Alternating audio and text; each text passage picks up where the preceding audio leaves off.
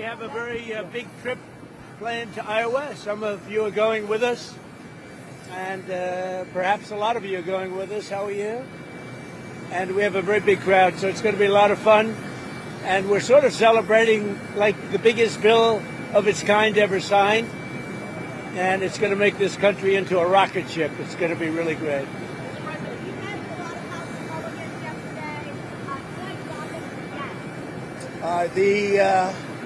I think when you go over the bill, it was very easy to get him to a yes. You know, we went over that bill, and point after point, biggest tax cut in history, great for security, great on the southern border, immigration is covered. We covered just about everything.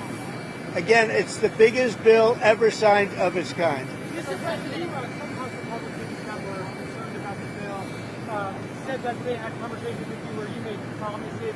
What promises did you make? Did you tell Representative Clyde that he could have some action on gun rights? What sort of deal did you make with those? Well, I talked to a lot of different Republicans in doing it, and we had a good time in being there. I did not have much of a problem with any of them. As you know, we had 2 negative votes, but we had whatever it was, the final vote. To get them to agree to yes? Yeah, I think a few of them I did, but I think they would have gone yes anyway. What were those deals? No deals, no deals. What I did is we talked about how good the bill is. I mean, that's a deal, I guess, when you think about it. But obviously convinced them, but it was not hard.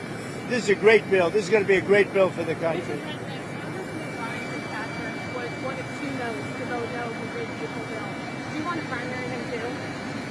Well, I was disappointed that he did that. There were 2 of them that voted no, so I was disappointed that he voted no.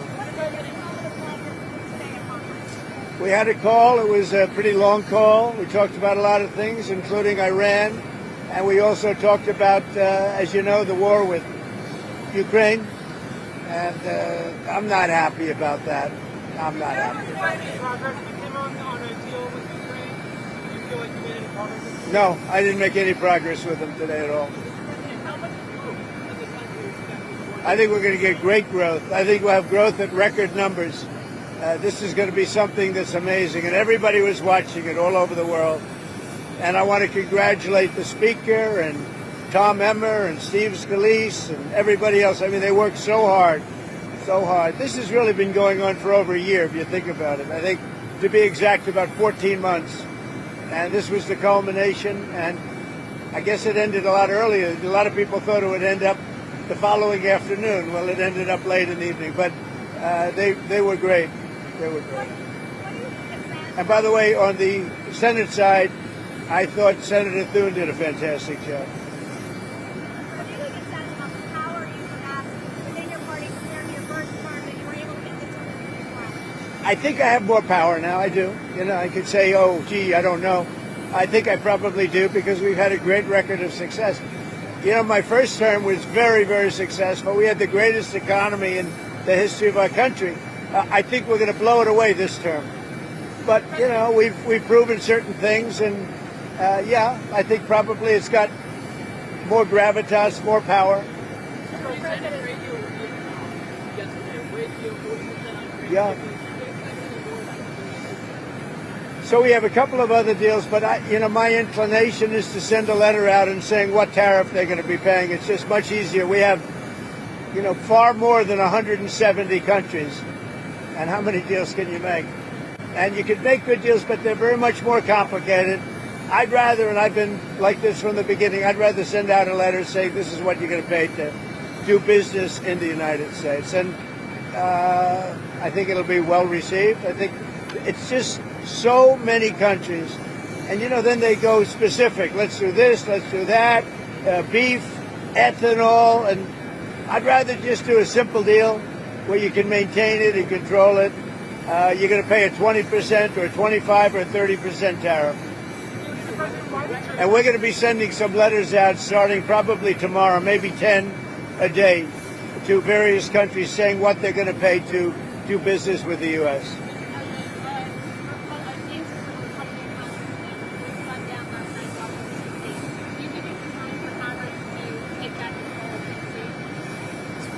I think that D.C. has to become a very safe place.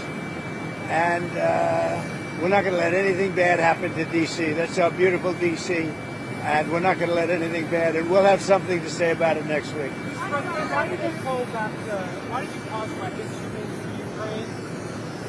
Or what? Why did you cause weapons shipments? We haven't. We're giving weapons, but we've given so many weapons. But we are giving weapons, and we're working with them and trying to help them. But we haven't. You know, Biden emptied out our whole country giving them weapons, and we have to make sure that we have enough for ourselves. Who are you with? Oh, no wonder. Go ahead.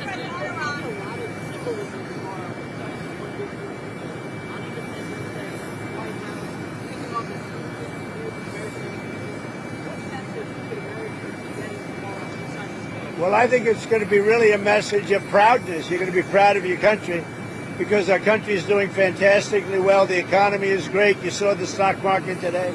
We're setting records, and in every aspect of our country, we're doing well, despite the fact that we inherited millions of people that shouldn't have been here. And I think we have crime stats that are coming out that are showing the lowest numbers we've had in many years. And that also despite the fact that a lot of people are here that shouldn't have been let into our country. So they're going to be very proud tomorrow. So we're signing at about 5 o'clock. And at about 5 o'clock, we're going to have B-2s and F-22s and F-35s flying right over the White House. And the Speaker and I and John Thune, we're all there together with most Republican senators and congressmen and women. And it's going to be a great day. So we'll be signing with those beautiful planes flying right over our heads. All right? What are your expectations for the next round of talks with Steve Waycroft and his Iranian counterparts? Well, we're going to see. Steve is a great guy. He's a great negotiator. Iran does want to speak, and I think they'd like to speak to me. And it's time that they do.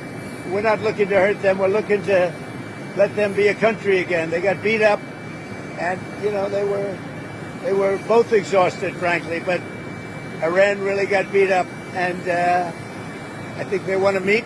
I mean, I know they want to meet, and if it's necessary, I'll do it. But Steve is involved and very much involved, and he's done a fantastic job. All right, one more.